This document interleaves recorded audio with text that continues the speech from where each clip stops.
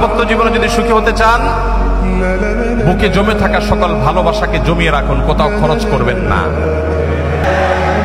রাস্তাঘাটে, পার্কে, ক্লাসরুমে, অজায়গায় কুজায়গায় ভালোবাসা সব খরচ করে বিয়ের পরে যখন ভালোবাসা বিনিময় করার দরকার হবে তখন দেখবেন পুঁজিতে টান পড়েছে, তখন দেখবেন পুঁজি আর পাওয়া যাচ্ছে না।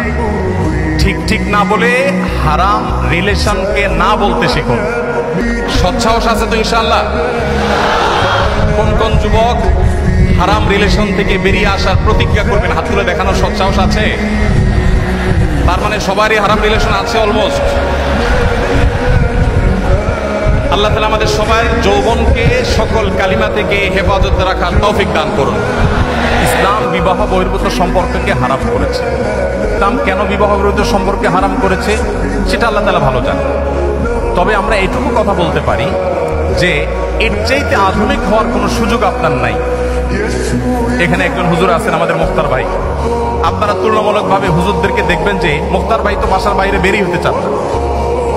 আজকে ফজরের পর একটা মিটিং ছিল ওনার সাথে, উনি আসেন নাই।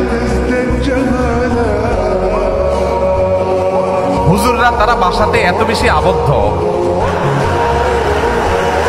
এত বেশি তাদের স্বামী স্ত্রীর মধ্যে বোঝাপড়া এত বেশি। হুজুরদের মধ্যেও যে কিছু ব্যতিক্রম নাই তা না, আমি সেটা স্বীকার করে নিয়ে বলছি। তুলনামূলকভাবে যারা আছে, ভাইকে রশি দিয়ে টেনে বাসা থেকে বের করা যায় না। শুধুমাত্র ভাই কেন, এ রোগের রোগী আমি নিজেও, আমরা সবাই কম বেশি।